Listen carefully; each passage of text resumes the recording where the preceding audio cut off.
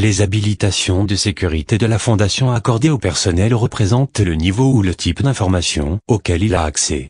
Cependant, bénéficier d'un niveau d'accès ne donne pas automatiquement accès à toutes les informations du niveau cité. Le personnel a accès à l'information sur le principe de la nécessité de savoir et reste à la discrétion des agents chargés de distribuer l'information dans leurs départements respectifs.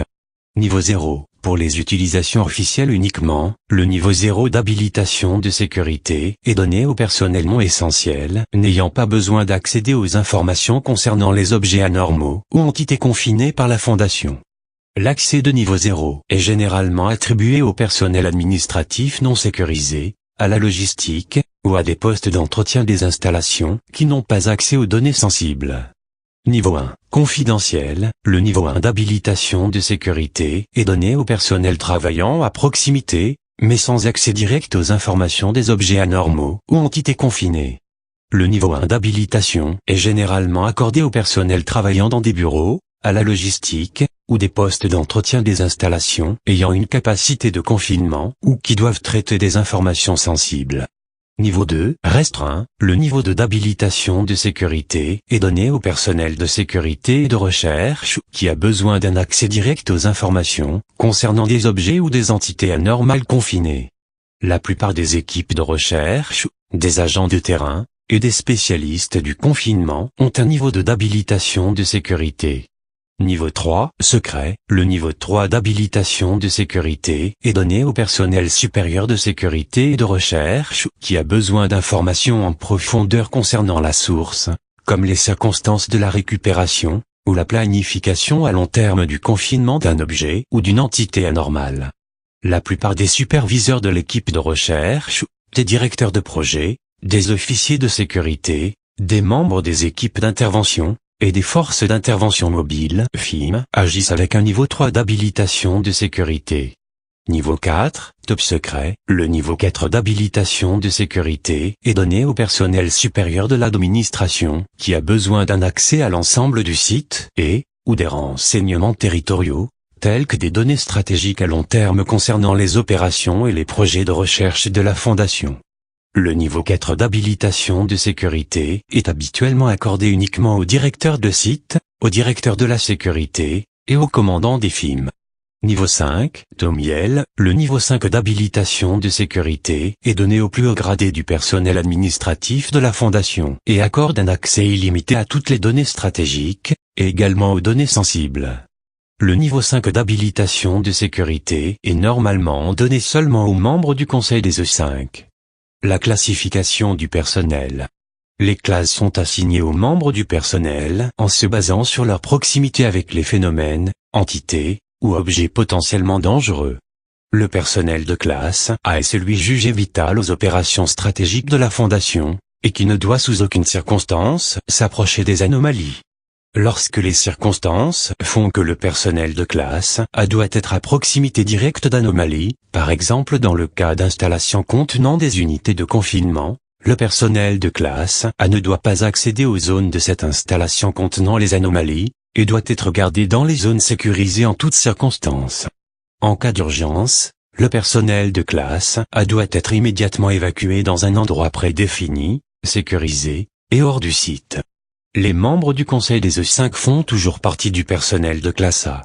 Le personnel de classe B est celui jugé essentiel aux opérations locales de la Fondation, et ne doit de préférence accéder qu'à des objets, entités, phénomènes anormaux, qui ont passé une période de quarantaine et ont été débarrassés de n'importe quel effet potentiel mémétique ou affectant les perceptions cognitives. Dans l'éventualité d'une brèche de confinement ou d'une action hostile envers des installations de la Fondation, le personnel de classe B doit être évacué dans un endroit prédéfini, sécurisé, et hors du site au plus vite. Le personnel de classe C est celui qui a un accès direct à la plupart des anomalies qui n'ont pas été strictement définies comme hostiles ou dangereuses. Le personnel de classe C qui a pu être en contact avec des objets ayant potentiellement des propriétés mémétiques ou affectant les perceptions cognitives doit être sujet à une quarantaine obligatoire, ainsi qu'à une évaluation psychiatrique si celle-ci est estimée nécessaire par le personnel de sécurité. Dans le cas d'une brèche de confinement, ou d'une action hostile envers une installation de la Fondation, le personnel de classe C et autres, que le personnel combattant doit être amené et placé en sécurité dans les zones de confinement et de protection du personnel, ou être évacué à la discrétion du personnel de sécurité du site dans le cas d'une brèche concernant un site entier, ou d'une catastrophe de même envergure. Le personnel de classe D est le personnel renouvelable utilisé pour manipuler des anomalies extrêmement dangereuses, et n'est pas autorisé à rentrer en contact avec le personnel de classe A ou de classe B. Le personnel de classe D est généralement recruté à travers le monde parmi les rangs de prisonniers condamnés pour des crimes violents, particulièrement ceux ayant entraîné la mort. Dans des circonstances contraignantes, le protocole 12 peut être engagé, autorisant le recrutement depuis d'autres sources, comme les prisonniers politiques, les populations de réfugiés, ainsi que d'autres sources civiles, qui peuvent être transférées pour être détenues à la Fondation, dans des circonstances indéniables et plausibles. Le personnel de classe D doit passer des examens psychiatriques obligatoires régulièrement, et se faire administrer des amnésiques de classe B au minimum, ou être supprimé à la fin du mois, à la discrétion du personnel de sécurité ou du personnel médical. Dans le cas d'un événement catastrophique, le personnel de classe D doit être supprimé immédiatement si le contraire n'a pas été jugé nécessaire par le personnel de sécurité. La classe E est une classification provisoire appliquée aux agents de terrain et au personnel de confinement qui ont été exposés à des effets potentiellement dangereux au cours de la sécurisation et de l'instauration d'un confinement initial d'un objet, d'une entité ou d'un phénomène nouvellement désigné comme anormal. Le personnel de classe E doit être placé en quarantaine dès que possible, être suivi et surveillé afin d'observer les potentiels changements qui peuvent survenir dans les habitudes, la personnalité, ou la physiologie, et ne peut retourner sur le terrain qu'après avoir été déclaré par les équipes médicales et psychiatriques comme pleinement sain. Les titres du personnel. Il s'agit de titres professionnels utilisés généralement au sein de la Fondation.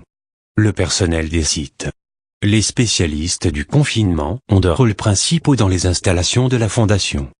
Premièrement, les équipes de confinement sont appelées à répondre aux cas d'activité anormale, pour sécuriser et établir un confinement initial pour les objets, entités, ou phénomènes anormaux, afin de pouvoir ensuite les transporter au site de confinement de la Fondation le plus proche.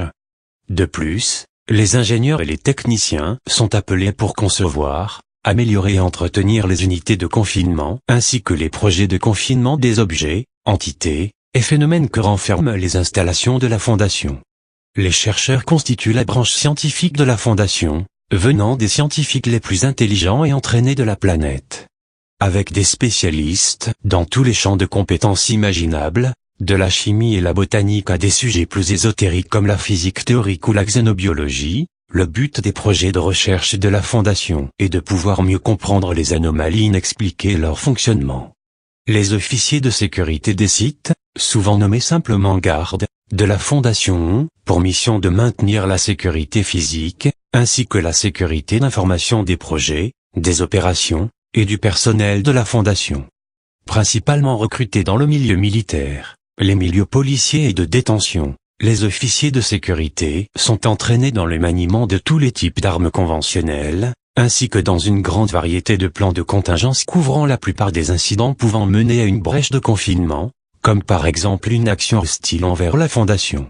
Ce personnel est également responsable de la sécurité de l'information, comme s'assurer que les documents sensibles ne soient pas égarés et que les ordinateurs des installations soient sécurisés face à des intrusions de l'extérieur. Ils sont, de plus, souvent en première ligne de défense contre les forces hostiles de l'extérieur envers les installations de la Fondation. Les équipes d'intervention, ou équipes tactiques, sont des équipes de combat hautement entraînées et lourdement armées, dont le but est d'escorter les équipes de confinement quand des entités anormales dangereuses ou des groupes d'intérêts hostiles sont impliqués, et de défendre les installations de la Fondation contre des actions hostiles. Les équipes d'intervention sont pour la plupart des unités militaires en poste dans les plus importantes installations de la Fondation, prêtes à se déployer à tout moment. Le personnel de terrain. Les agents de terrain sont les yeux et les oreilles de la Fondation. Il s'agit de personnel entraîné pour chercher et enquêter sur des signes d'activité anormale, souvent sous couvert des forces de police locales ou régionales, ou intégrés dans les services locaux tels que les urgences médicales et les organisations de régulation. En tant qu'unité sous couverture, Les agents de terrain ne sont généralement pas équipés pour s'occuper des cas confirmés d'activité anormale. Lorsqu'un incident a été confirmé et isolé, les agents de terrain vont immédiatement appeler des renforts de la plus proche équipe de confinement afin de sécuriser de manière sûre et de confiner ces anomalies. Les forces d'intervention mobiles sont des unités de spécialistes comprenant du personnel de terrain vétéran de toute la fondation. Les FIM sont mobilisés pour s'occuper des menaces de nature particulière qui peuvent tout inclure, depuis les chercheurs de terrain spécialisés dans un type particulier d'anomalie, jusqu'aux unités de combat lourdement armées, dont le but est de sécuriser certains types d'entités anormales hostiles. L'administration. Les directeurs de site des installations majeures de la Fondation sont les plus hauts gradés du personnel de leur installation et sont responsables des opérations du site, ainsi que de l'intégralité de ces anomalies confinées et projets. Les principaux directeurs de département se rapportent directement au directeur de site, qui à son tour se rapporte directement au Conseil des E5. Le Conseil des E5 fait référence au comité constitué des directeurs les plus hauts gradés de la Fondation. Avec un accès complet à toutes les informations sur les anomalies en confinement, le Conseil des E5 supervise toutes les opérations de la Fondation à travers le monde et dirige ses plans stratégiques à long terme. Étant donné l'importance et la sensibilité de leur position, les membres du Conseil des E5 ne doivent pas entrer en contact direct avec quelque anomalie que ce soit. Plus encore, l'identité de tous les membres du Conseil des E5 est classifiée. Chaque membre du Conseil est identifié uniquement par sa désignation numérique, de O5-1 à O5-13.